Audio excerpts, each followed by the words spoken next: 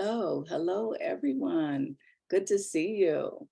As always, as we do with our webinars, we want you to be able to share in the chat where you're hailing from today.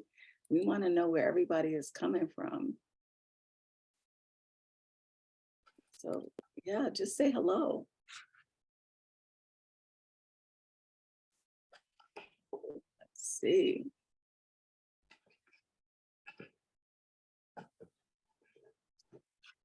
All right, I see folks are coming in. Oh my goodness.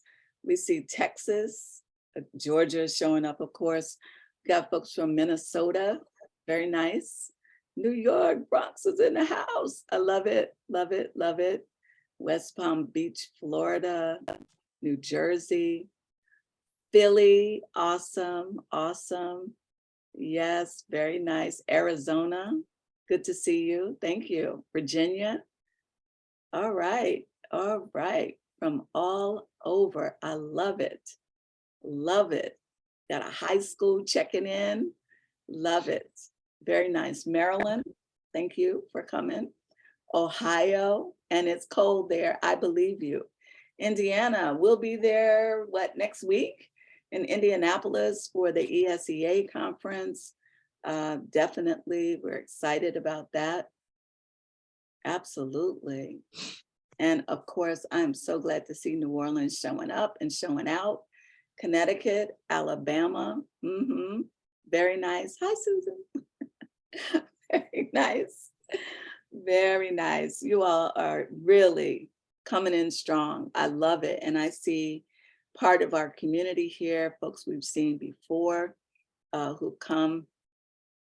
Thank you so much. Hi, Austin. It's good to see you. Very good. Love it.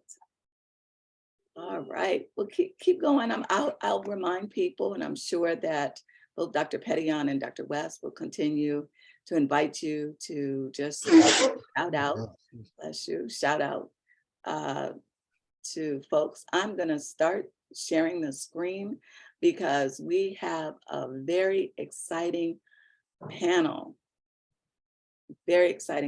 for you today.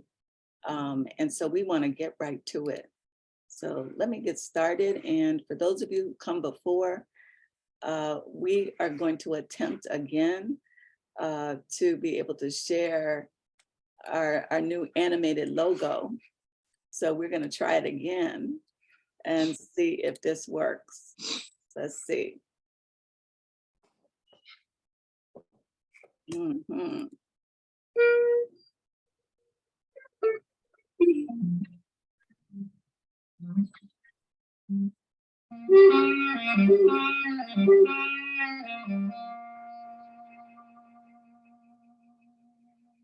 Very nice. Very nice. I think it worked this time. So yes, here we are today. The title of this session is At the Core of the Matter, the Necessity of Culture-Centered, Trauma-Informed Approaches in the Juvenile Justice System. And we have a tremendous lineup of juvenile justice leaders and activists in this area. So let us just remind you of who we are. Okay.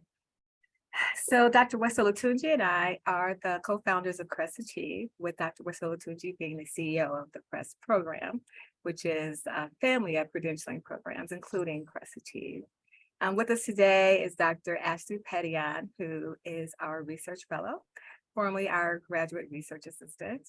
And absent today is Ms. Janae Bond, not Petillon, who is our graphic artist.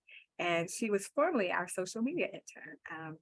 And we will talk to you a little bit about the fact that we are looking to fill those positions that were vacated by Dr. Petillon and Ms. Bond by hiring a new social media intern, as well as a graduate research assistant. And we'd like to introduce our panelists, and I will start with my friend, the Honorable Judge Calvin Johnson, who is retired but very, very active in the work that he's doing. He's drawn me in to be an advocate with him.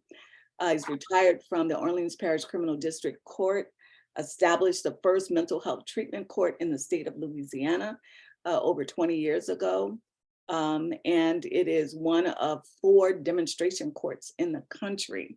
And so prior to that, he served as drug court judge from 1994 to 2002. You can certainly read a lot about Judge Johnson on the Eventbrite website, so I'm not going to go through his illustrious background, but you will be as, I think, filled with a lot of information today as you hear about his experience and also what he has to say about what needs to happen next. Our second panelist is Ms. Cassandra Hines. Ms. Hines is the Director of Probation Services with Fulton County Juvenile Court, which is actually where I worked for 8.5 years. Unfortunately, I didn't get a chance to work with Ms. Hines because she is someone who's been at the court since 2020. So that's after I left, but she's been serving. And prior to that, she worked with the Virginia Department of Corrections, serving as a Deputy Chief of Probation and a parole officer. She has a background in literature and language, has done some work related to research and grant writing, and then became a juvenile court counselor in North Carolina. So she has also a wealth of experiences, everything from working with sex offenders and so working with adults and with juveniles as well. And you will definitely hear her talk about her experiences, and I think that you'll learn a lot from her today. All right, I'm also going to introduce to you our third panelist, which is Mr. Harold Cannon. Mr. Cannon currently serves as the Deputy Director or Assistant Director of Probation Services with Fulton County Juvenile Court. I had the honor of working with Mr. Cannon for 4 years at Fulton County Juvenile Court. Back in the day when I believe he was a probation officer, has since then moved up the ranks. He has a degree in criminal justice and a master's degree in criminology. He is also a member of the Georgia Council of Court Administrators and a former president of the Juvenile Court Association of Georgia, JCAG. And I'm super excited to have Mr. Cannon here because I have been a panelist, speaker, presenter for JCAG. He often said, "Hey, Dr. West, could you present?" And I was like, "I'm so busy, I don't know if I can do it." I was like, okay, I'll do it. So I'm excited that now he gets to return the favor, and we'll share with you everything he's learned through his experiences working with the juveniles at the Fulton County Juvenile Court and from his life experience as well. And our fourth panelist is Ms. Assetua Amor Amankam. And she is first and foremost big queen of the Washita Nation. She is actually trying to finish up her dress now, getting ready for Mardi Gras, which is in just a couple of weeks. She's artistic director of Kumbuka African Drum and Dance Collective, adjunct instructor at Tulane University, and performance director and choreographer for the Graduates, a New Orleans-based performance arts organization comprised of former members of the Louisiana Correctional Institute for Women, LCIW, Drama Club. The Graduates use their experiences with the criminal justice system to create performances that reach out to young at-risk women. And they give a window into incarceration's effects on individuals' lives and encourage those who have the power to shift current policies to do so. So she rounds out this panel as we just jump into it. Did I miss? I did. Right. So let me just give you a couple of updates before we get into our questions for the panelists. Just want to remind you that the Crest Liberate credentialing program is live now. So for those of you who engage in program evaluation or research around your programs and so on, you can learn how to decolonize the way in which you engage in research. So this is a 8-lecture series, and you can go through that and get a credential and an international badge actually for your professional development. We, as you heard Dr. West say, we are still recruiting a social media intern, and a graduate research assistant. We have an application, but we are looking for perhaps more than one. So we have 2 positions to fill. As I mentioned, to at least one person I saw who did a shout out from Indiana. We're going to be in Indianapolis next week for the ESEA conference. And so we hope to see the Indianapolis folks, as well as people who are coming in for that conference. We have a newsletter coming out next week as well, the winter edition. I think you'll enjoy some of the articles that are in there. And then, of course, there we have some trainings that we'll tell you about in a second. All right, so now we're going to share with you our training schedule just really quickly. Of course, we have today, which is harnessing the power of African American culture to prevent juvenile justice involvement and recidivism. Next month, actually the next 2 months, webinars are already within Eventbrite, and I thank those people who have already got out there, even though we haven't even advertised those 2 events. Some people have already seen them on Eventbrite and registered. So in February, we'll continue talking about a topic from a juvenile justice perspective, at least when that's included. So we're going to talk about the impact of the COVID-19 pandemic on the state of Black youth. And we're going to incorporate 3 different perspectives: education, mental health, and juvenile justice. So if you feel as though today's webinar really taps into what you need professionally or personally, then you may really want to join us again in February. In March, we focus on LGBTQ issues as they address Black youth from a wide variety of perspectives. In April, we will return to thinking about ACEs. I think before we did a webinar on putting the race in ACEs, where we're going to continue that topic by focusing on early childhood. And then in May, we're focusing on mothers again. So we're looking at Black mothers and transgenerational trauma and transgenerational resilience. So join us. All right, so we're gonna get right into the topic for today. And it's entitled "At the Core of the Matter, the Necessity of Culture-Centered Trauma-Informed Approaches in the Juvenile Justice System." And I'm going to start you off with some statistics about disproportionate minority contact, or DNC. I'm sure I'm preaching to the choir, and this is not the primary focus of what we're going to talk about, but I just want to make sure everybody starts at the same place. So we already know, or typically what we find in the research, is that Black youth have disproportionately high levels of contact with the juvenile justice system, starting from who actually gets referred, who gets, who do people call the police on, which youth the youth which the police tend to arrest, of those arrested, how many are detained, how many of them get referrals to the court, and how many are processed through the court, et cetera, all the way to a number of youth who are transferred to superior courts. What we see is that Black youth have disproportionately high levels all the way through the system, from whether or not the police are called, or whether or not a referral is made to the juvenile court, all the way to what the court does, the juvenile court does, in the processing of these cases. And of course, there are examples, definitely within Fulton County Juvenile Court, of diversion programs, efforts to minimize, this racial and ethnic related disproportionality. But still, what we find nationally is that we tend to see that there are major differences based upon race and ethnicity with how youth are handled in the community, in the schools, and in the court system as well. So we already had this divide within the juvenile justice system, and actually within our society, overall American society, how youth are treated, how misbehavior or problematic behaviors are interpreted, and how they are addressed.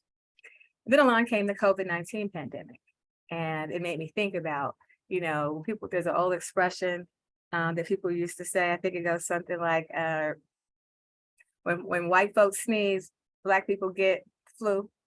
Well, that idea is that, okay, with the pandemic, the impact has been very different in terms of who actually tests positive and what those consequences have been. With seeing that for different racial and ethnic groups, particularly also Black people, we see a higher level of negative outcomes associated with COVID-19, everything from how it impacts their education, to how it affects them physically, or in terms of their hospitalization rates, et cetera. And so we also see that a parallel process happening within the juvenile justice system, and that there have been differences. So even though there's been a general decrease in the number of youth who have been who are detained, what we see is that the gap between the rate of release for Black and white, or between white and Black or Latinx youth, has nearly doubled. So what the gap that existed pre-COVID has actually doubled. And what that means is that Black and Latinx youth have longer detention stays. And that's just one metric that has to do with detention. But then there are also metrics related to other aspects of the juvenile justice system. So that's just to get us started. So this is what we typically know in general, and then what we know about the impact of the pandemic on the numbers that we were already witnessing. So why don't we go ahead and get into our conversation with the panel. And again, I want to remind the panelists that, like what we're going to call you to answer, jump in where you feel you have the passion, the interest, the expertise, the interest. So I'm just going to get us started, just so people kind of get a feel for who you are, what motivates you. What have you found to be most inspirations? We know that this is a tough topic because you're dealing with what sometimes feels like intractable differences in how youth are treated in the juvenile justice system, right? Sometimes it can be a real challenge to change the system, even when you're working within it. So before we even get to that part, let's talk about what inspires you. What's the most rewarding or inspirational aspect to the work that you do? Because sometimes I know it can be a challenge. What really fires you up about this? Either what got you started with it, or what keeps you in it, keeps you in the fight? I think for me, what keeps me in the fight and keeps me motivated is the positive outcomes. Sometimes you get really discouraged because we do have a lot of, our youth do have a lot of barriers, and then we do have a lot of disconnect with connecting our youth to services and then seeing positive outcomes from those services.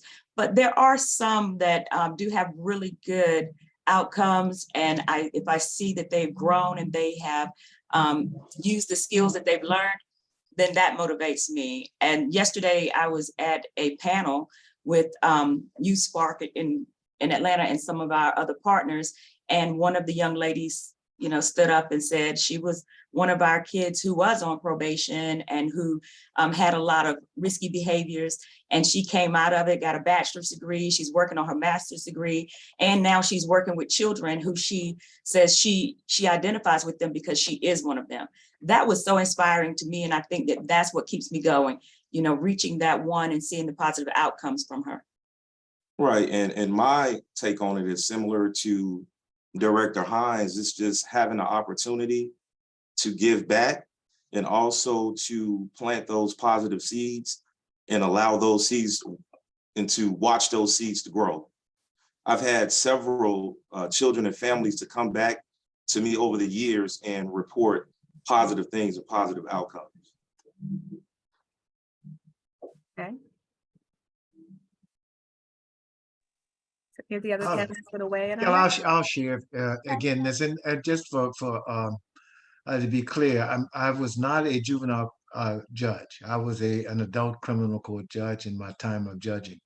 Yet in that the reality, I dealt with young people from ages 15, 16 to adulthood, because that's what the adult system in Louisiana does. But there is no thing that gives me greater joy as an old person who have done this for a long time, to have that young person who is now a full-fledged adult stop me and remind me of some event that I was somewhat involved with that person, involved in that person's life, but something that happened a decade or more ago. And that person tells me, I'm married, I got kids, I own a house, I have this job, I finished school, I did this, I did the other, I did these things. And that's the joy for me. And being this person, with all respect, and I'll just go here, who's damn near 80, but I enjoy that. That is what gives me great courage to continue doing this thing, including being on this panel. That gives me courage. Mm. Well, I can only echo what everyone else has said. I guess for me, it's been the realization that when you give an ear to the young people, because the constant feedback that I receive is that we're not listening. We're not listening to them. And when you give them the opportunity, because I usually interface women who are in the system or who were in the system to so-called at-risk juveniles. I resent that whole term at risk. They all at risk, even the ones that's in homes with 2-parent homes and have everything that they need. They're at risk because we have factors that affect our children beyond the reach of parenting. So the joy for me is when I give that young person the opportunity to express themselves and I actually listen to them and they acknowledge that I listen to them, because a lot of what we're seeing in our young people today is exaggerated visibility. They want to be seen and they want to be heard and they want to be valued. And so I guess for me, that's what gives me the joy when I see them and get feedback on how the work impacted their lives and how they felt that if the adults would just listen more. We constantly get, it's everywhere I go. It's they're talking about the generational thing and how the old people don't like to listen to the young people. And then when you talk to the old people, it said the young people don't want to do, so it's like everybody want to be heard, right? So I guess that's for me, having the ability to listen and let them know that I am listening and see the response from that. Mhm. I agree. Absolutely. Listening is so underrated as a skill to have. So underrated. Absolutely. I think that when things are going wrong, right, a lot of times parents or other adults who are involved feel like, oh, well, I need to say something different. I need to say something. I need to talk to this person. I need to tell them something else.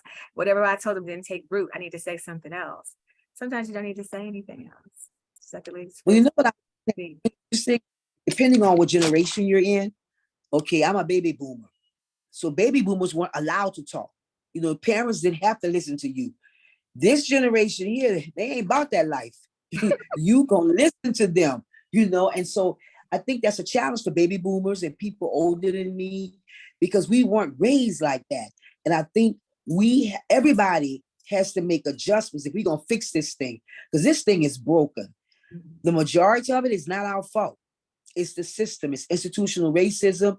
It's the effects of surviving slavery and all of that. All that's valid, but there's a large portion that's on us, and we got to make some adjustments. It can't just be always the children, always the older people. It's all of us, and we just got to make that adjustment because we were raised differently. And when you're raised differently as an older person, it's hard for you to adjust, and do those things that you need to do. It doesn't mean you're wrong. It just means that we got to fix this. I got a grandbaby coming. I don't know what kind of world she could be coming into, because it's almost like, I don't want to say it's the end of the world. I don't want to say that. Hell in a handbasket? I don't know. But whatever it is, we going there. So we gotta all make adjustments to make this thing work. Absolutely. So I'm glad that we started off with, your passion, what brings you into this work.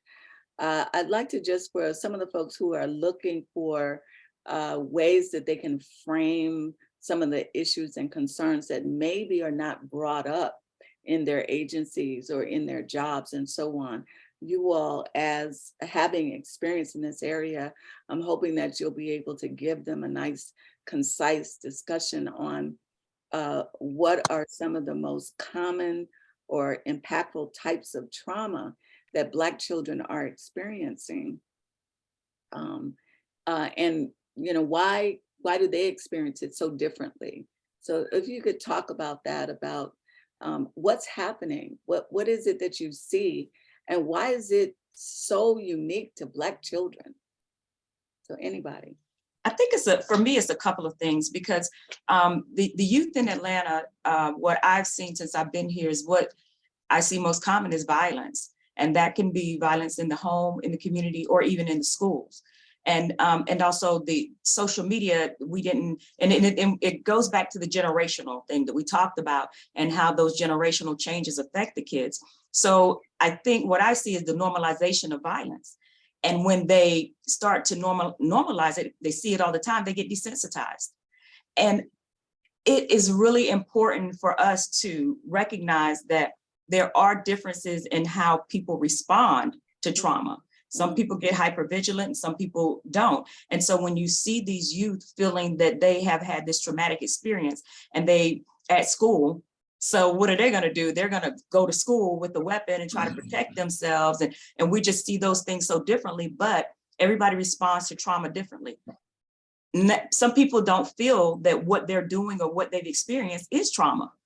So I feel like that is where we need to connect some dots, and we need to look at it like holistically. Violence is everywhere for our disproportionately served youth. It's in their home, in the community, and in school, and on social media, which is their focus, is everybody's focus, intensive focus. Mm-hmm. And I'll say, I believe the most impactful types of trauma that Black children face would be the disproportionate discipline practices at school, which leads to a negative perception of school that is correlated to mass incarceration. I think that's very traumatic. And also PTSD is largely untreated in communities of color. And I think that we need to have more culturally sensitive treatment options related to PTSD. That's in our language. Also I review a lot of behavioral health evaluations, and it's rare when I see behavioral health diagnosis of post-traumatic stress disorder. It's rare. And you read throughout the entire evaluation and you read about all these traumatic experiences that the child has been through or gone through. But there's no PTSD diagnosis associated with that child. And that's problematic. You'll have a conduct disorder diagnosis. So why is that? Well, you are definitely speaking my language. If we were at a spoken word event, I would definitely be doing one of these numbers. So one of the things, I'm going to just jump in here real quick, as quickly as I can. When I worked at Fulton County Juvenile Court, when I first started working there, as a psychologist, I took a look we had a lot of different psychologists who were doing evaluations. Some of them are state psychologists who do them for free, for free to the court. And then we had a number of outside of evaluators that were coming in. Overwhelmingly, they were white and female. And not to say that being white and female means you can't be attuned to the community, but it means you need to be attuned to the community. So it means you need to be able to understand that community any more than saying just being Black. Is someone, you can have a Black evaluator who does understand African-American culture, or is insensitive to that. But oftentimes what we see is that both race and gender played a role. So we had overwhelmingly African-American male clients being evaluated, and the evaluators were predominantly white women. And there were also situations that were going on. I had evaluators who were afraid to even be in a room with a Black male. That's an issue.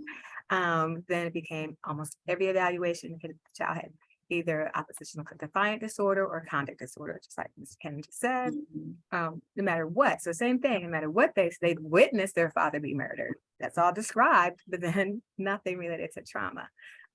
It may have been that something happened in the school that they witnessed. I had a girl who was sexually assaulted in the school. And it was like, okay, what's her diagnosis? And it was this whole issue that Ms. Hines was saying, is that number one, the family came in and said, what's that got to do with anything? That was 2 months ago. I didn't say, even then I had the probation officer say, I don't care, she still needs to go to school. And it was like, okay, it happened in the school system. Okay, we got an issue. So now we have what? She's truant. Is that what we want to say? And now she's going to be detained because she's not going back to the space where she was sexually assaulted. And then you have the evaluation comes back, it mentions that, but says nothing about trauma related to the diagnosis or treatment. And it becomes And in many ways, what you're looking at is children are being traumatized Yes. multiple times Mhm. at home sometimes because their parents are saying, look, I work hard, I have stuff to do. I can't have you missing school. So go to school no matter what the situation is. By the juvenile court system, if they end up being detained or treated harshly, in the school, because the teachers are going to have attitude like, why haven't you been here? No, you can't take that test again. You had opportunity. And they end up oftentimes in alternative school. And if they typically had good grades and now they're in alternative school, which a lot of kids have issues with that. And then because they're scared in that environment, next thing you know, they drop out. So it becomes this whole Mhm. situation whereby we have failed these children. And so going back to what Mama Assetua was saying is that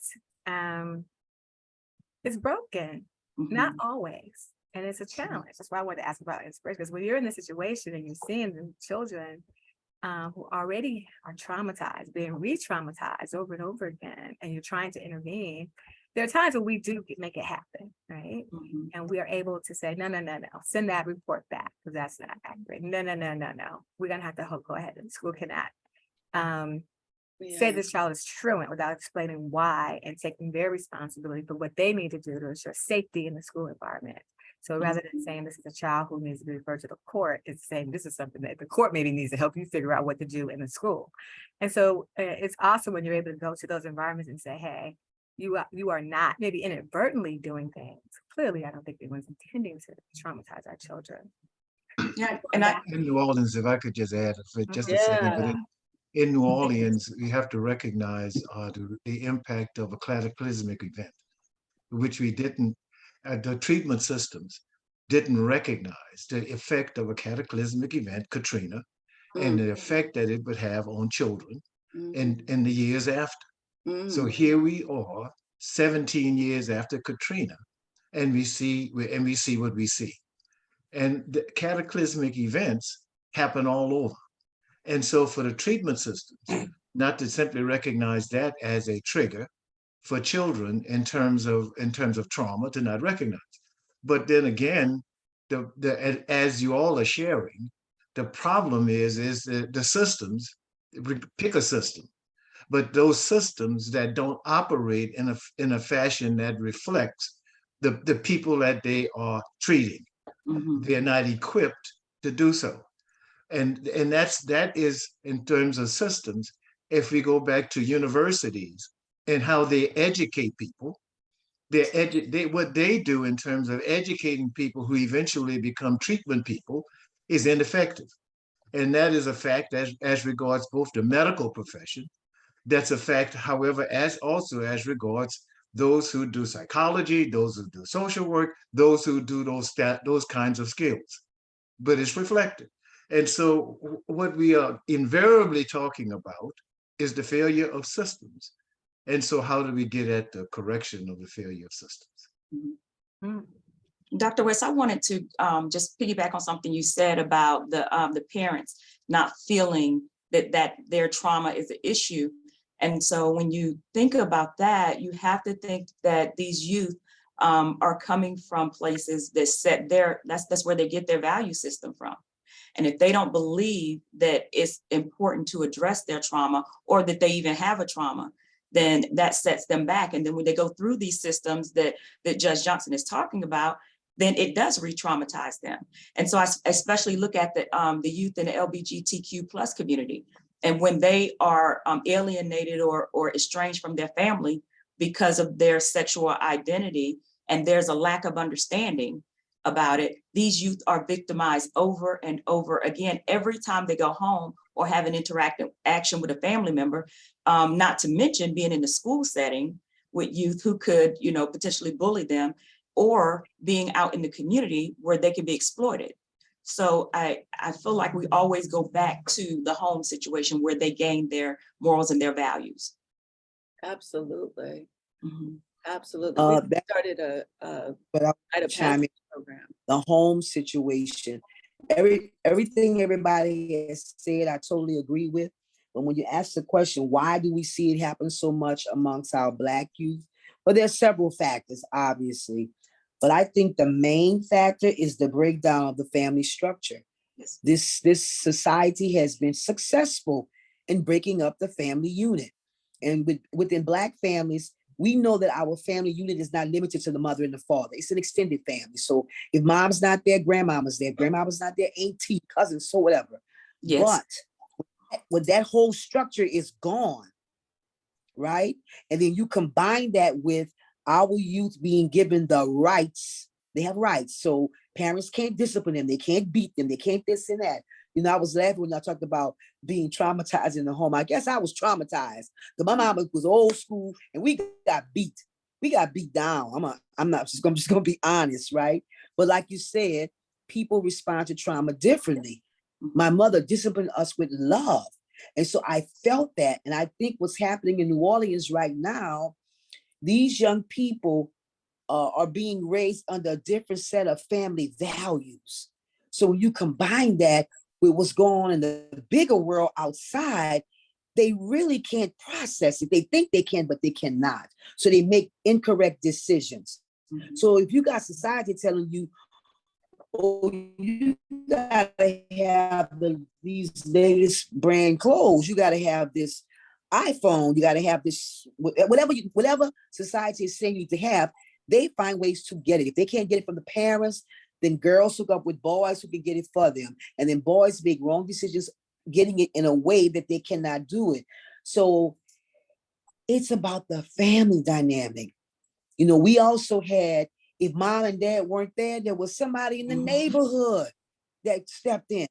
We don't have that because post-Katrina, the effects of gentrification, you've destroyed the neighborhood. You've just destroyed it. So there's no net. There's no net. The neighborhood school is gone. It's like an experiment that's working, not on our behalf, but it's working. They have systematically taken everything that we need to be successful. So what's the solution? We got to start from scratch. And unfortunately, we got to hit every factor at the same time. We don't have the luxury of going, okay, I'm just going to deal with making sure they have food to eat. I'm going to make sure that they got good health care. I'm going to make sure that they got families and parents in the home. I'm going to make sure they got good education. I'll make sure they got good housing. We got to chew gum and run at the same time. I mean, that's just what it boils down to. But I think ultimately it's the breakdown of the family structure. We just have a whole different philosophy and attitude towards parenting, and society is giving amen to it. And so parents technically are losing some of their rights on how to parent their children. It's a very difficult situation. So I think I just want to give my hats off to you guys attacking this subject matter at this time. It's so necessary at this time that we talk about this, but more importantly, that we do something after we talk about it. Something needs to happen as a result of this, that we can contribute, because everybody has a role. The judges have a role, the psychologists have a role, the artists have a role, everybody. And it's going to take us some time. You know, I don't know if Calvin remembers this, but we was having a conversation, Calvin, by Majida House one time, and we was talking about the situation. And you said, this was years ago. I guess you still feel the same way. We're just going to have to accept the fact that we're going to lose a generation of our children. And that pains me to accept that I have to lose a generation of our children, because we can't reach them. We got to start with the babies. We got to start with the babies to get them straight. How do we reach the ones that's there in the midst of the trauma, in the midst of making the wrong decision, in the midst of the criminal justice system? How do we get to them to get them to manifest their destiny in the positive way that they should be able to do that? Okay, Assetua, thank you for sharing that. But we have never, in terms from, again, I use the word again, system, but we have never thought in terms of 20-year plans. We have never thought in terms of, okay, we're going to set out to do this for the next 20 years with this population of people. We're going to do it. We're going to operate from that Asian perspective, that we have time. See, we have time to solve the problem, and we don't have to get it solved because we cannot next week or next month or next year. But we can get it solved I suggest, if we look at it across time and what we can do with this population of people, on and on and on. But then that entails a commitment from all of the systems that impact, which we absolutely do not have, absolutely don't. And then when we think in terms of cataclysmic events, we have to recognize the pandemic and isolation and what it has done both to adults and to children. We have to recognize these things, and again, we don't. Mhm. And again, I get loud, y'all, and I'm quiet myself. No, I that's was about to give you an amen. Amen. We're gonna do that again. So yeah, I think that that's an important point. I think that two super important points have been made. So first thing I want to say is I don't know about giving up on a generation. I'm one of those people. I never give up on anything. You can't tell me anything. I'm definitely about Lazarus. It's like we can wake the dead, not all of them. If you just give a few, if you can wake a few from the I'm dead, with you're good. The younger people, yeah, that's easier. And we do need to have a long range plan. And we do need to think about it's not just what happened in this child's life. Because a lot of times people say, well, it didn't happen to him. Yeah, but it happened to you and you're affecting this child. Right. So your trauma is important. I think that this whole idea of we just walk around with our trauma, right, is a whole nother issue. So Dr. Ms. Hines was saying this idea that parents don't recognize their own trauma. Well, we maybe didn't have time and nobody wanted to hear about our trauma. Maybe nobody cared, or people were like, yeah, suck it up and get over it. Or it's, hey, we all have trauma. Get it. I've heard that. I remember I was in a panel one time with a mom and we were talking about her son had been raped. She said something like, well, probably everybody in this room has been raped. And we were like, what? She's like, I was raped. We were like, what? Okay, well, a large percentage of us might have been sexually assaulted in some way, but not everybody. But even if we all had, let's say it was 100% compliance with that, or 100% prevalence, that doesn't mean we say, so what?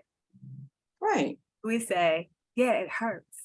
And it's hard to deal with. And I know to some extent what it feels like from my own experience, but to give somebody permission to express the pain of it, not to say your pain doesn't count because we all have pain.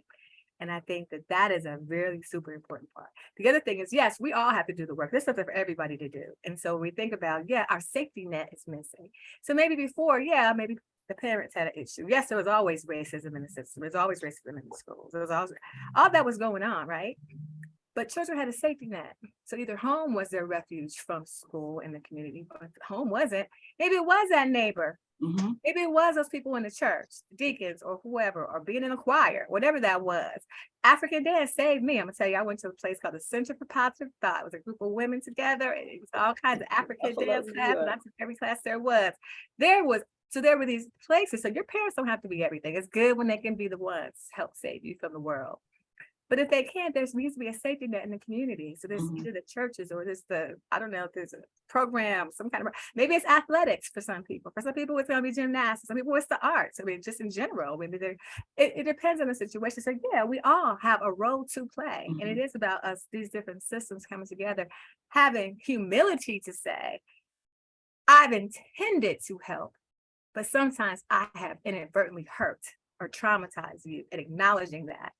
And to allow the children and their families to tell us the ways in which we traumatize them, and to commit to changing that so that we can not just do things with good intentions, but do things with good results. Absolutely. And I think too, culturally, when we have these responses like, oh, everybody's been raped, that desensitizes the youth to the trauma, and it normalizes them.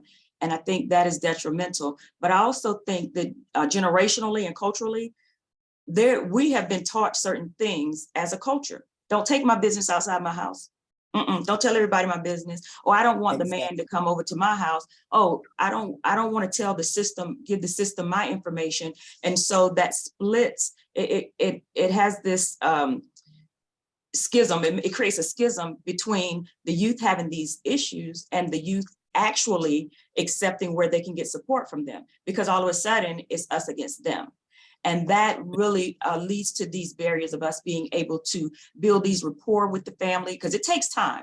Building rapport with the family so that they can open up and we can see what's going on with them. And then we can determine, you don't have to put that label on them that, hey guys, you're in trauma, so we're gonna, do this, or you've experienced trauma, you're gonna do this. And until you recognize that it's trauma, we can't help you. That's not the best way to go about it. The best practice is to identify it and then work on what you can do to address it and offer the services and support it and reinforce what treatment is doing with this family, and how some people don't see the need for change. They you can only change when you see that there is a need for change. And then we have to get them to see that need and to see that this is what you're doing is antisocial, and we want you to do some pro-social things so we can have some sustainability in how you deal with your trauma, or sustainability in how you're now a productive citizen in the community instead of being involved in criminal behaviors. But I think holistically, we have to look at the family, the generations, how things move throughout the generations, and then how we respond to those things. Yeah, there've been several things that y'all have brought up that I just wanted to punctuate a little bit. So one is the issue about culture. I'm going to come back to this issue about culture because it relates to the value system that families, parents, communities are really the keepers of the values that children will be inculcated in. That's what they're going to grow up with. And when we see that we have challenges to that, when we see that there's invasion to our culture, we need to pay attention to that and understand that. When we hear Judge Calvin talking about having this long range view, we're talking about really seeing ourselves beyond ourselves, of seeing ourselves, of passing the baton to other people, because we've got a 10-year plan, a 20-year plan, a 40-year plan. When I get up and start working with young people, I'm not thinking it's about me and my interactions with them. It's about establishing something that will continue with the next generation. So I'm training other people to come along and do this work, because I'm thinking the long haul. I'm thinking, what are they going to need? What are we building? This is about nation building. That's the important thing to understand. It's about nation building. So we need to understand that and sit down and talk about what structures need to be in place. What do we need to do? And what values do we want to have? That's the first thing I do when I work with parents. Let's get straight about values. When I come in and do consultation with organizations, and first thing is, what values are we talking about? Okay, are we talking about the same values? Are we sharing values? Are you communicating those values to your children? Are you doing it consistently in a very structured way of we're really clear about who we are? So that is something that we really need to think about when we work with youth. We need to work with the parents. And let's just not assume that all of this is skin color. You black, I'm black, we all, no. You have to ask people, what are your values? To be able to understand, what are we working with here? Do I need to now back up and do some work with the parents so that they are supporting their children and so on? What is going on here? I was just about to say, before Mama Assetua, shared with us and preached a little bit, I appreciate that, that we just started here at Xavier, an after school program that's rite of passage just for girls. And we're working with them starting at age 12. And the first thing we do is talk about values. And then we also work with the parents to make sure you understand what we mean when we say values. So these are the values that they should have coming through, because otherwise there are these threats to who we are, and the children are defenseless against that.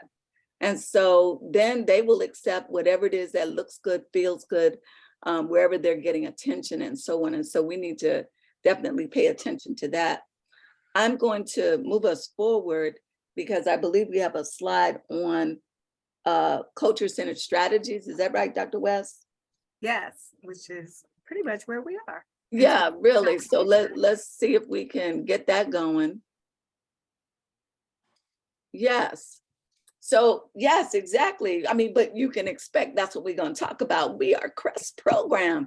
So we are understanding that culture needs to always be at the center of anything we do for Black children. So it's never about that, because often when we talk about the issues, because we heard Ms. Hines talk about this issue about Black children and how we're overrepresented, right? And these different things, but people conflate Black with poor and Black with, disadvantage and so on, when the research also tells us that even when you're quite privileged and you're Black, that you also experience many of these distressful situations.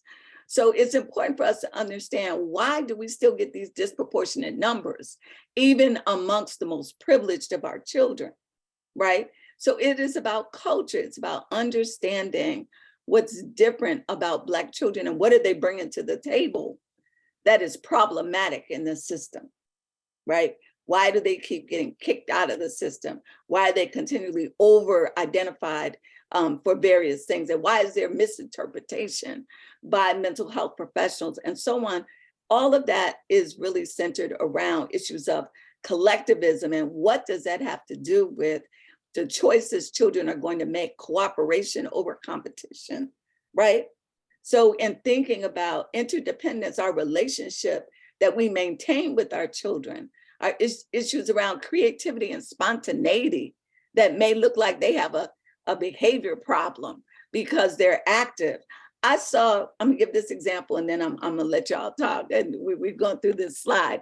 But I remember doing an observation in a kindergarten classroom, and the kids were sitting there with the teacher, and the teacher was in a little corner, and they were doing the weather. And the teacher looked at this little thing and said, "Okay, children, what day is today?" All the little white children around, they were like 2 children of color. And one was this little boy I'll call Johnny. She said, "What day is today?" Johnny's like, "Oh, no, no." So she said, "Okay, Johnny, what is it?" He said, "It's Wednesday." She said, "That's right, it's Wednesday." She said, "Okay, what month is it?" Of course, everybody's silent. Johnny's like, "Oh, no, no, it's January." She said, "Yes, it is." But as it went on and Johnny's got he's ready and stuff, after a while, she got tired of Johnny. She stopped calling on him until she finally told him if he couldn't sit down, she was going to send him to the principal's office. And Johnny completely disengaged and shrunk into a corner and stopped talking. Now, this is because Johnny's so bright. He actually has the answer to all the questions. He's sharp.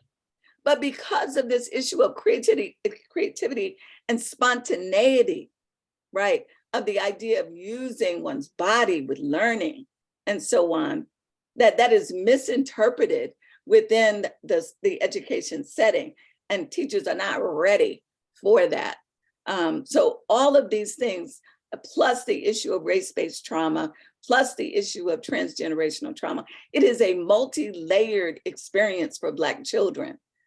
So in addition to all the other things that children experience that's related to their family or related to their community or related to their personality, that all of that is on top of what they were born into, all the issues that were born into, that they were brought with them in terms of transgenerational trauma. So we need to begin dealing with these things and talking about them. So that's just some of the culture-centered context of who are Black children and why is this happening to Black children. So I want to ask, have you all been in any programs, dealt with any programs, designed any programs that were specifically designed for the problems and challenges that Black youth are facing?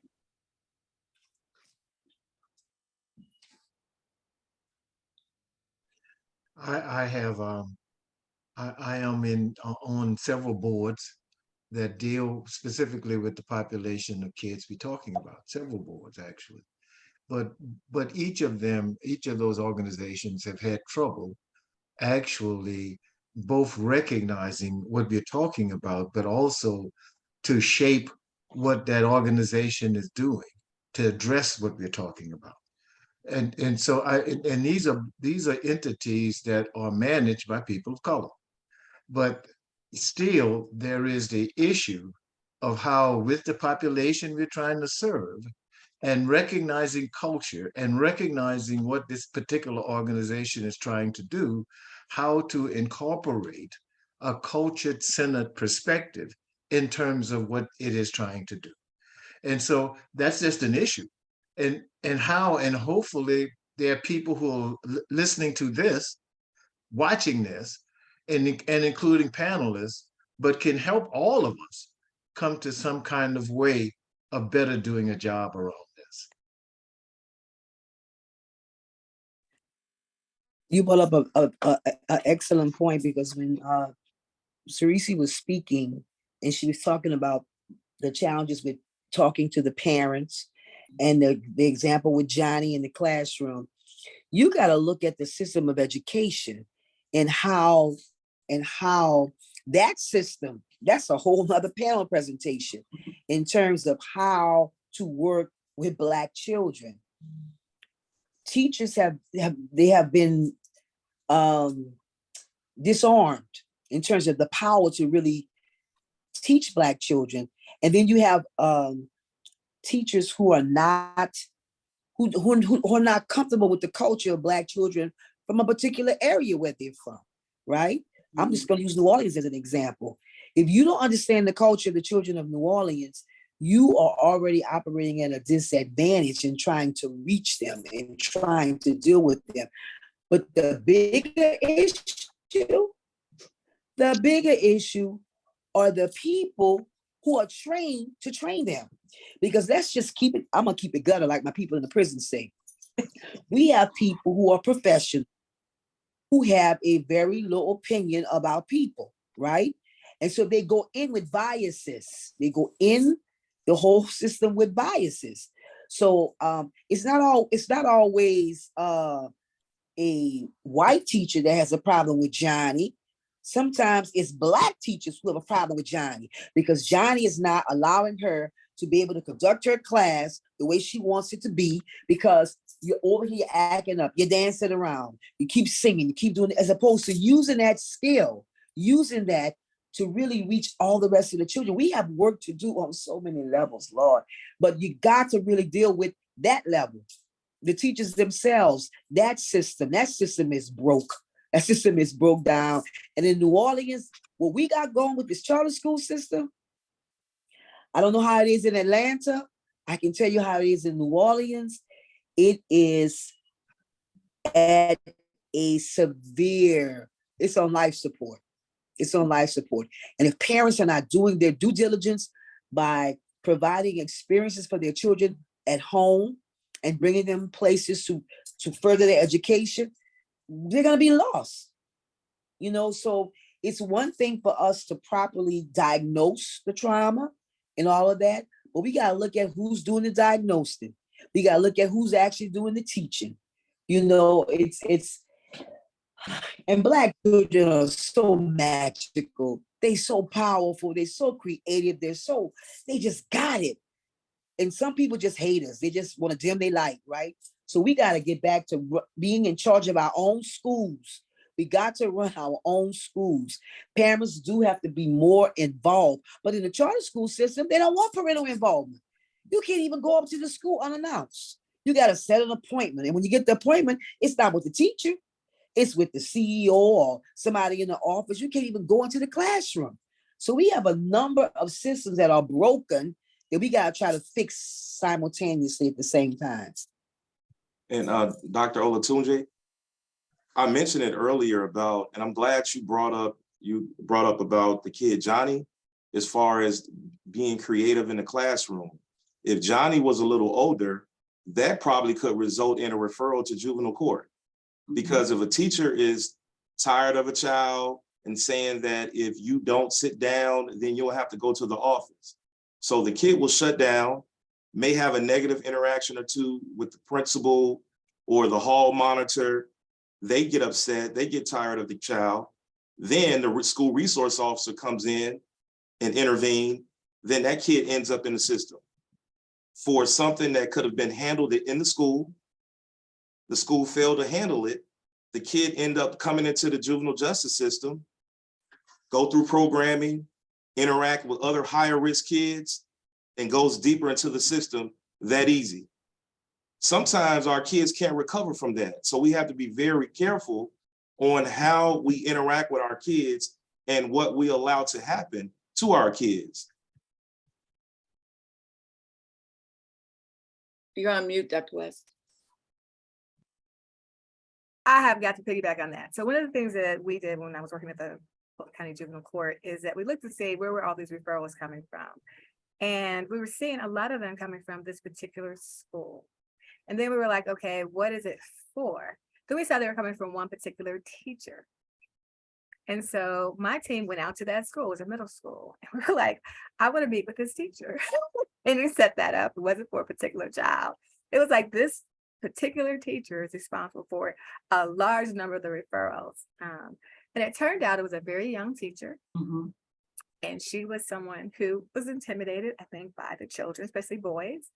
And the report was that they were being so-called truant, I guess, because they weren't coming to class. I think the children were missing like 10 and 12 classes for her. But these children were attending the class before her class and the one after, Mm. right? And so while we were sitting there talking to her and trying to understand what the issue was, I asked, could I talk to the teacher who teaches after her? Children have perfect attendance in your class, and kids are missing this other teacher's class. And I was like, what is it about your approach? Turned out that teacher was African-American male, just gonna say it, and who had perfect attendance. And the young teacher was a Caucasian woman. But it wasn't just race and gender, it was their approach. And what she said was the kids would be standing outside and she'd say, are you coming to class? I need to know if you're coming to class. You know, you really need to come to class. And when I spoke to the African-American male, he said, boy, get in here. I need you in class. You've got 5 minutes to get in here. Right? And that was that. It's like, okay, boom. Same kid, because it wasn't like the kid, she didn't say the kid was talking back. He was just out there and he was anywhere else. I said, where does he go? Is he like outside? Is he smoking? Is he doing, smoking weed or whatever? He was just standing outside the classroom. Mhm. Either jumping up in front of the window, but he was just in the hallway, but given the freedom to choose whether he came inside or not, as opposed to, I need you to come in here and have a seat. Mhm. Just being a little bit more directive and Mhm. assertive, right, with the child. Also with the understanding that my expectations is you're going to be in class every day. Right? Mhm. Not my expectation is that you may or may not come to class, or you may choose not to come to class. I'm not saying we're going to take away anyone's autonomy, true enough people, but at that age, and also from a cultural standpoint, the way in which an African-American culture, it's not like we're all at the same level. You get to choose what you want to do. It is more like, okay, I'm here to teach and I want to teach you and I care about you and I need you to be in here, period, not negotiable. Not, it's up to you. I'm just Mhm. reminding. Just that simple approach is very different. And if you're afraid of and you're intimidated by or uncomfortable with African-American culture or African-American children, I can see why you might take that stance, right? And this is not someone they said, oh, they're threatening to kill her or anything like that. They're just hanging out there, just not doing it because they Mhm. get to get away with that. Not understanding that now you've been referred to the court and now you're going to end up, if you're not careful, you're going to be detained. And after that, you're going to go to alternative school. So it became this issue of, well, what do the teachers need? And when I was there, the teachers had a long list. They were like, can you do stress management with us? I was like, can you help us keep grown men from around these middle school girls? They're hanging around the school. It was like, we have issues here where we need help. We need help on an individual level and we need help on the systemic level. So it became this teachable moment where it became the school needs something. And then why did the school identify that most of your referrals to the court were coming from this one teacher and to say, hey, we need to do something about that. So it is about us systems keeping each other in check also. You can say, hey, I'm noticing something. And the same thing with the court. So because if we're going to detain kids 10 days and end up in alternative school, some of the schools did that. We did that when I was at the court. It's like, okay, no, we can't keep kids 10 days. Do you know if you keep them 10 days, we're going to run into that problem as a kid with, good grades or whatever. It's like, no, we have to change some of our policies at the court level if we know that it's going to forever, in some cases, negatively impact the educational experience of children. Mm, Dr. West, you're just so correct in terms of the justice systems in the justice system's tendency to get the other system called schools to get them to do what they need to do themselves and not use the justice system as its fallback for their own failure. They are failing inside of their schools to deal with what they have as issues. And then you send your issue to the justice system to solve. The justice system cannot solve your issue. And so it then must say to you, those other things called schools, you have to get your system solved. You have to get your system in a situation where it can solve its own problem and stop sending your problem to the juvenile justice system. In New Orleans, for a brief period of time, we actually did that. And actually, it actually worked for a brief period of time. But the juvenile system must in fact do just that.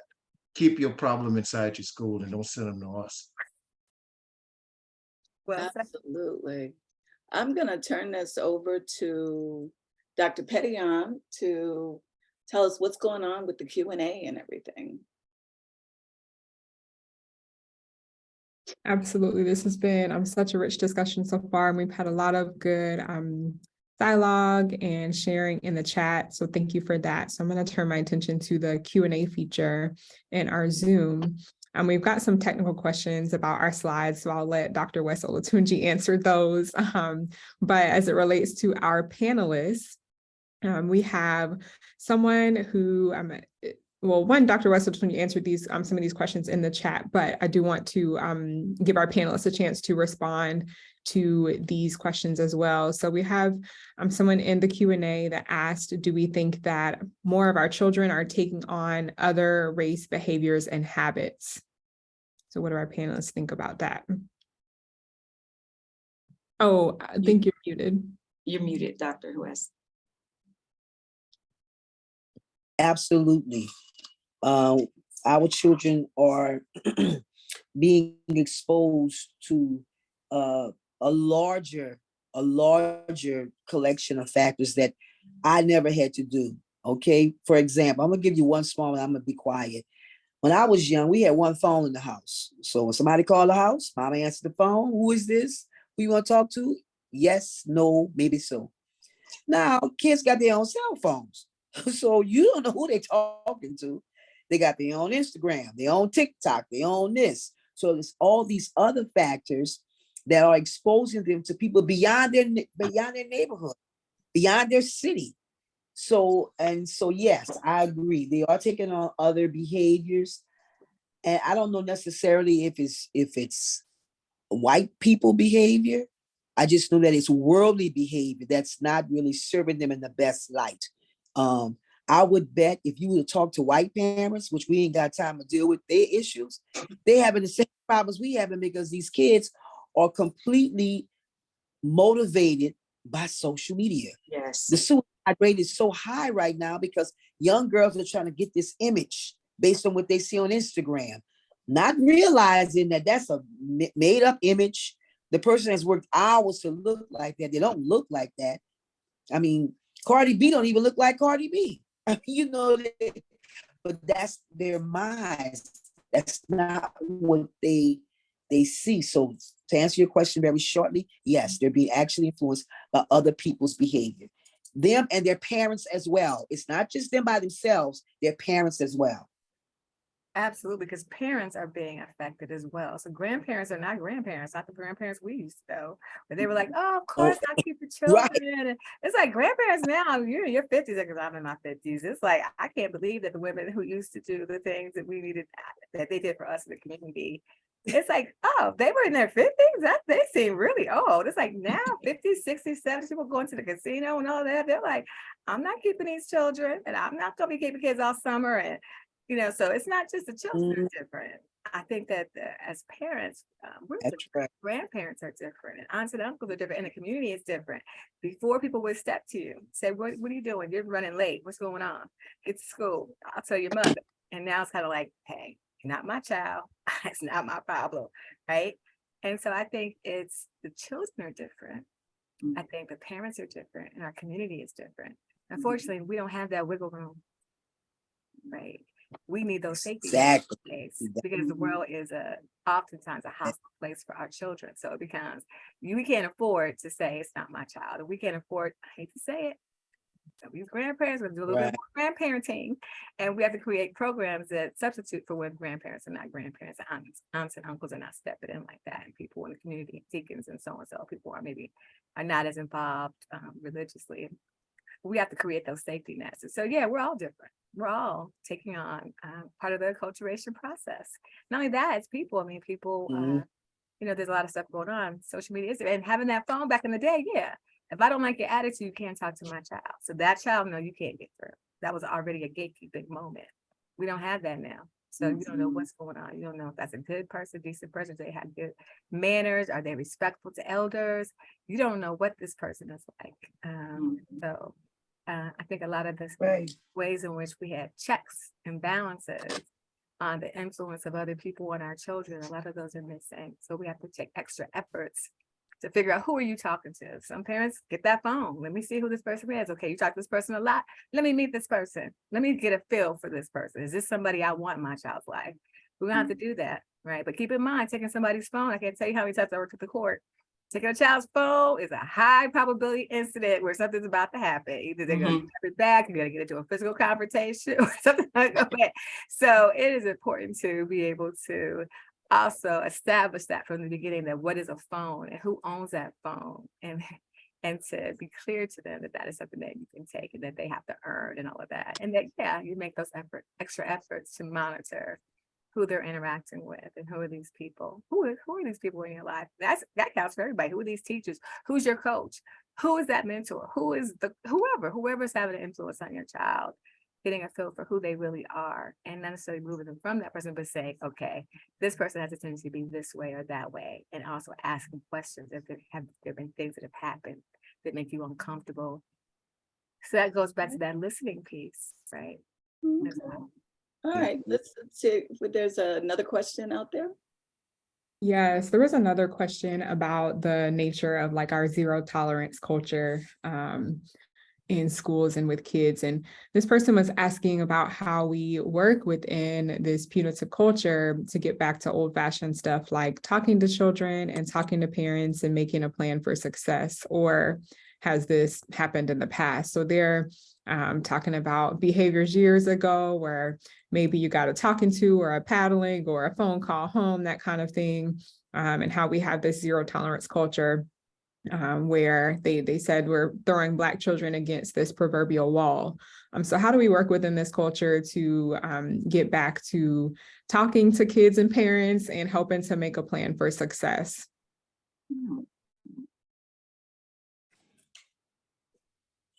Good question. Yeah, that's a great question. And I think the dynamics of the communication between the schools and the parents have changed. So, you know, in my day, if my teacher called, my mom would support what the teacher said, and then she would reinforce her rules at home.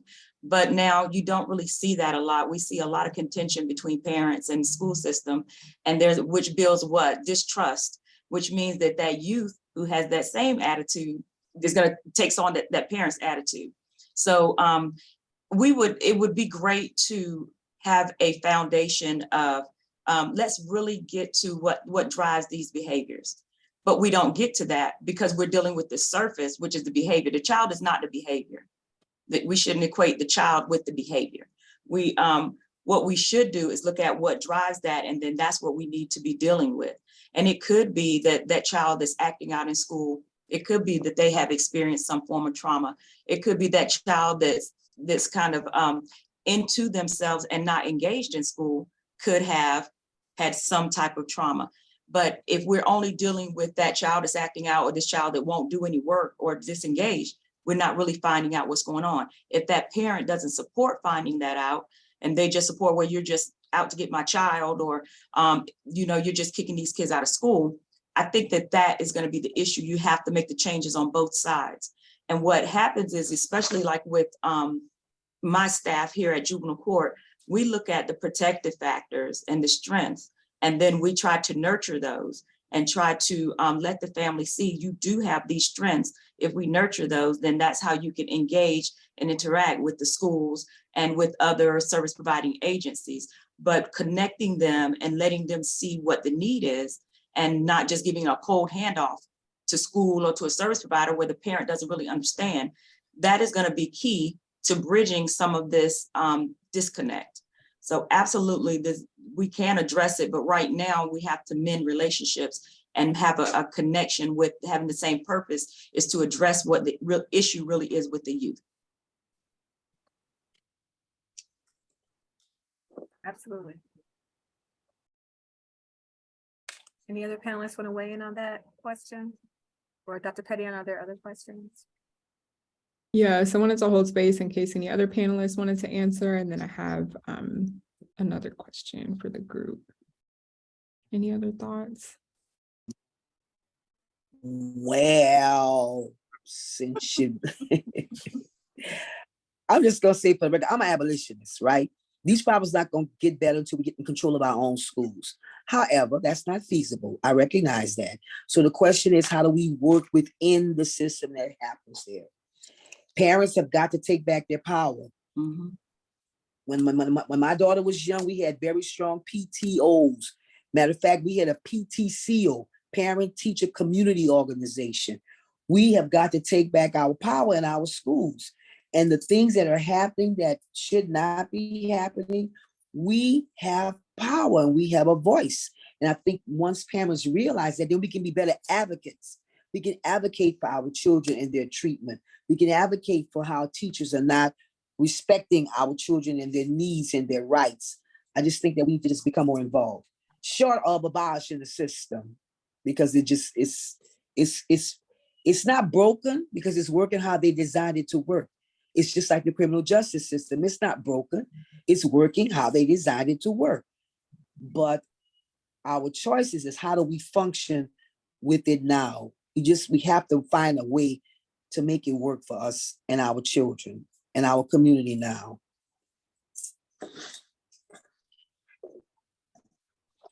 Assetua is correct, y'all. The justice system can't, in and of itself, actually solve the problem. In some fashion or form, society at large believes that the problem can be at least solved, if not solved, but it can be reduced by what the justice system does. It can't, and it won't. And that's simply a fact. And the justice system itself then must bring the message that all we can do is do what we do. And as Assetua just said, we are going to do what we do. That is the criminal justice system will do what it does as regards those who come into it. But by what it does, it is not going to solve the problem that exists in those schools we're talking about, or that exists in the homes we're talking about, or exists with the people we're talking about. The justice system can't do that.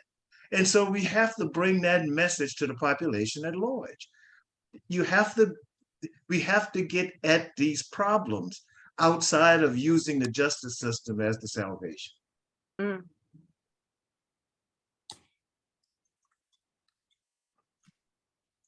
Thank you for that. I wanted to squeeze in another question before we wrap up and share some reminders with you.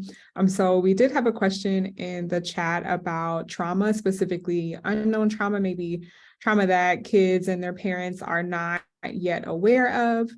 And so this one might be more geared towards our co-founders, but if you all, the panelists, if you have some thoughts on this based on your experiences, please do share.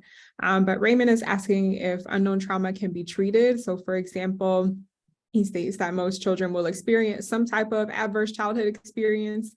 What does it look like to have weekly check-ins to help, become aware of these sorts of things? But what might that look like to begin to recognize and address, unknown trauma within our Black kids?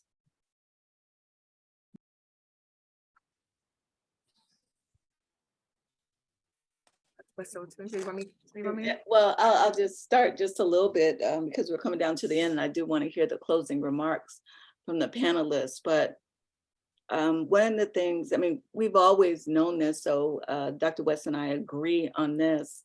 that there's always an opportunity, there's always hope. We leave no child left behind. It's just, there is always hope. But we know from the recent research around neuroscience of understanding the brain, right, and understanding neuroplasticity.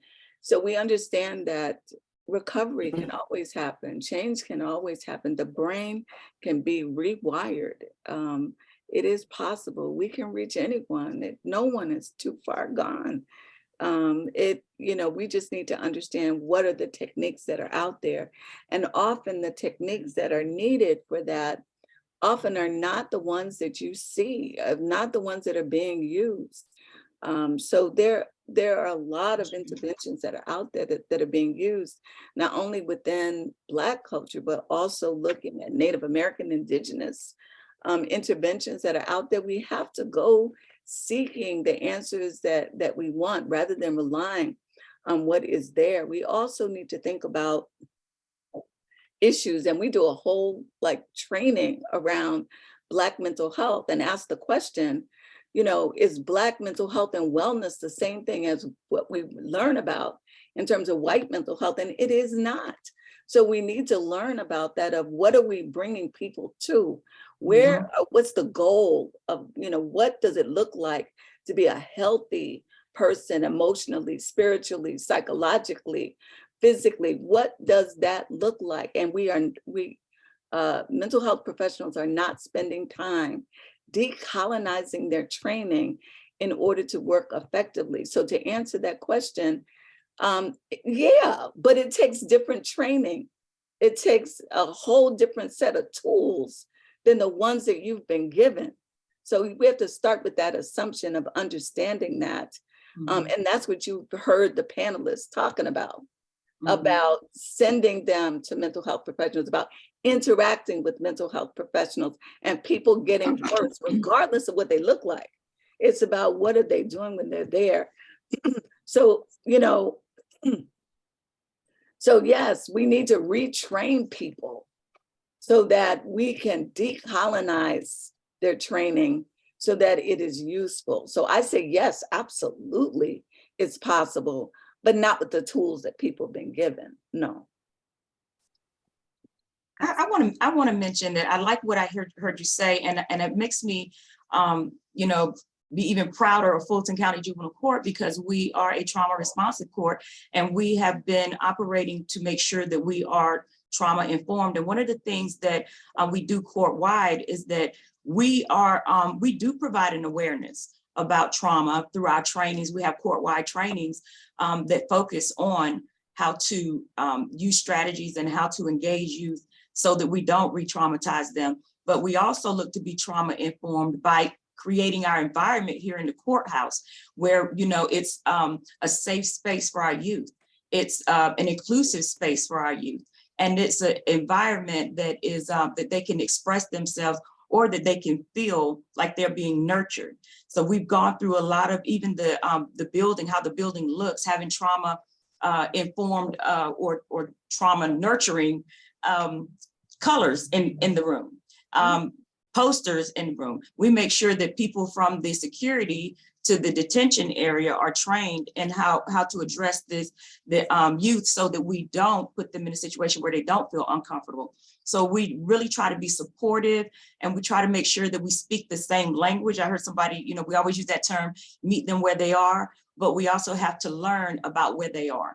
So we make sure that we do take that on at Fulton Juvenile Court, and then our staff, our probation officers, and it's particularly, I'm saying probation officers because that's my department, but other staff, we're really trained in looking at the drivers. And then if we can address those drivers, we can make sure that these youth have sustainable coping skills, not just that we're doing this while we're in treatment. We're able to sustain that, and we're able to use those in the community. So I feel like that we are really focusing on that to make sure that our youth, and we do have a disproportionate number of African-American youth here, although we serve other cultures. But in looking at that, we want to make sure that we are focusing on how to be responsive to that particular culture. And I would like to add something to that. We're in the process of creating an assessment center to identify criminogenic needs and mental health needs on the front end Mhm. before kids are adjudicated and they go before a judge for a formal adjudication hearing or the case is disposed of. And the reason for that, the earlier we identify those problems and issues, the earlier we can put services in place to prevent those kids from going deeper into the system. Mhm. Now, with the assessment center, if those criminogenic needs and behavioral health needs are identified on the front end, some of those cases could possibly be diverted instead of going through the formal adjudication process. So that's one of many of the great things that we're doing here at Fulton County Juvenile Court. And I truly believe when our success center is off the ground and running, we're going to make a huge impact. Absolutely. One of our strategic goals and our performance indicators is to use diversion more to disrupt that pipeline to prison. And so that is something that we really try to find different strategies to use so that our youth don't get involved if they don't need to. It's a big difference between a high risk kid and a high need kid. So we want to address those needs so that we don't put them in that same category. I love it. Now you see in the chat, sometimes it's difficult to talk and look at the chat. I do that, but a lot of folks can. They're asking whether or not they can access your model and so on. So definitely you want to maybe put your contact information in here if you feel comfortable with that, so that Yes. folks in other states can reach out to you and talk to you more about what it is that you're doing. I think that would be wonderful. Absolutely. We are excited to lead the way in having a trauma-informed court. Beautiful. We'd love to work with you around culture-centered trauma-informed. So I just Absolutely. And race-based trauma. Make sure you do that. The other thing about unknown trauma is that, yeah, of course you need to raise awareness and to identify when someone's been traumatized. But again, with trauma-informed, you can assume everybody's been traumatized in some way. And if you are a person of color living in America today, you have experienced some race-based trauma. So Absolutely. even if you may not know specifically exactly what's happened to people and the outcomes, you can already just, if you build in components to your program that address race-based stress, you already know that it's going to should have a positive impact on Right. everyone, and sort of people getting where they fit in. If you have a high load of race-based trauma, then you may need more. But you can automatically assume everybody's had some trauma, number one, and definitely your personal color, race-based trauma. And so it becomes being able to incorporate that to everything that you do. And it could be small things like you're talking about, how things are set up or how processes work, how you handle it. Then it's also things like what's in your assessment battery, and then what do you do with the information once you get the results? How do you, deal with that? How do you change your procedures? I know that we did diversion related to unruly petitions. They were required to go through a one mental health session. It's like you can't just get an unruly petition at the court. They had to come through my clinic, and again, we could make a referral for other services. So that was automatic. Whatever you want to say, you have to at least try mental health services before you can even think about an unruly petition. You have to give it a real try, not just one session and keep it going. And so I agree that Fulton County has been sort of at the forefront of doing some of this work, but in terms of thinking about where race-based trauma fits and how that is incorporated into the work that we all do across the school system, across systems like we talked about, is super important. All right, I think we are down to the end to talk about taking action. I was answering some of the questions in the Q&A, but I am going to share that last slide of taking action. And there you go. And I think that is Dr. West. We pretty much talked about a lot of different things. It's funny because our panelists have not seen these slides. Well, we talked about diversion programs related to doing a prompt assessment that might include race-based assessment. You want to incorporate aspects of African-American culture. And we just talked about race-based traumatic stress. We've always talked about rite of passage programs like Dr. Wesley just started with the girls in her after-school program, but there's a lot of good models out there in the literature of rite of passage programs being used with everybody, independent of race, so with white children as well, but Afrocentric rite of passage programs with adolescent boys of color in particular. So there are some programs that have been done, I think in Utah, that looked at rite of passage programs and Black and Latinx boys. Of course, we talked about what we can do in the school to make sure that the curricula reflects African history, African American history, culture. Want to incorporate elders? Oh, that's like magic. People talk about like a warm knife through butter. When you get elders involved, I love it. It's like when a child refuses to come or doesn't come to whatever we have. It could even be a hearing or it could be a mental health evaluation. I ask about who is that person in this family, who has that power.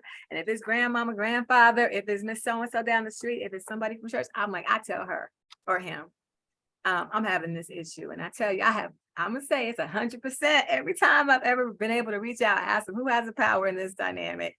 It may not be mom, may not be dad, it may not be anybody in that household. It's somebody who has power in that community, in that family system. Finding that person, and also when we get connections with the rock of our communities, which are the churches and the fraternities and sororities.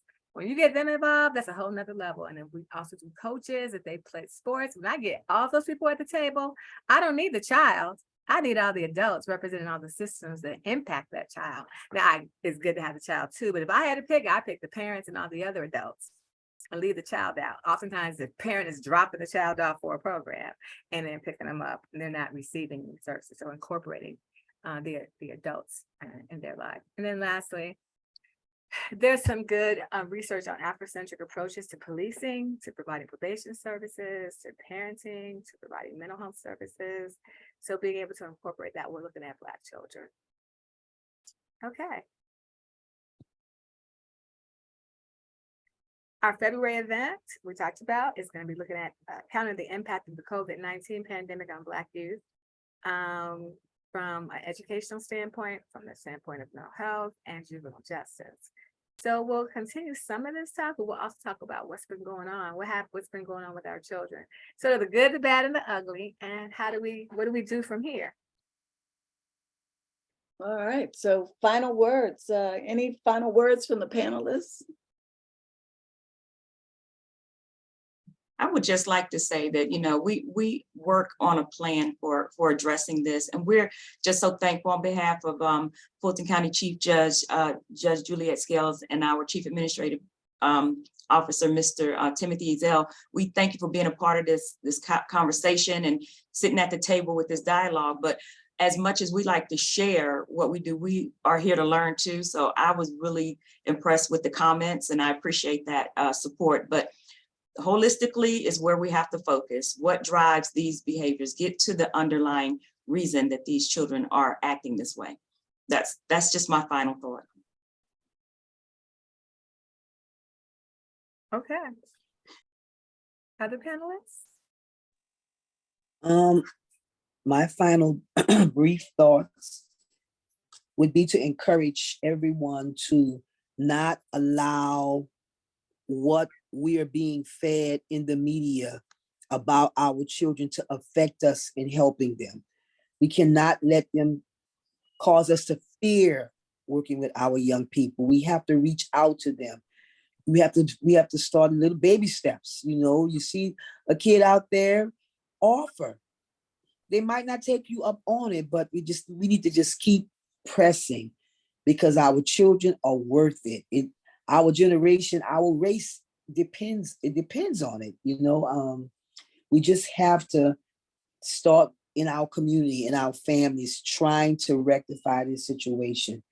And we gotta build back our family dynamic. It doesn't matter what it looks like. It can be extended, it could be with a bunch of people that's not really blood related to you, but we gotta build that family unit back up so that our children can feel secure, so they can feel that they have somebody who values and loves them, that they will feel comfortable come and share what's going on in their lives. Because when children don't feel comfortable, they seek other people to get advice from. And sometimes they don't have their best interest at heart. And finally, we need to define when we say culture,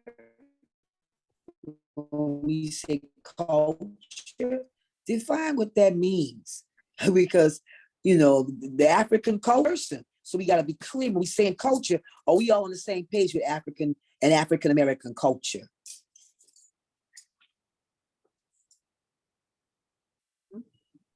Well, for me, it's just been a joy being with you. I have been involved in the criminal justice system for over 40 years. And the idea of you, honestly, and if I go back to the early 80s and the early 90s, the idea that I would be here now talking to Black men and women as regards this issue who are embedded in it, who are involved with it, who have control in some aspects of it, was unthinkable in the middle 80s. Unthinkable. And so the idea then, I'm on this panel in 2023, looking at all of you. Again, I say it gives me courage. I appreciate this. Thank you very much. Thank you all for saying yes to our invitation. Absolutely. I appreciate all of you. Thank you.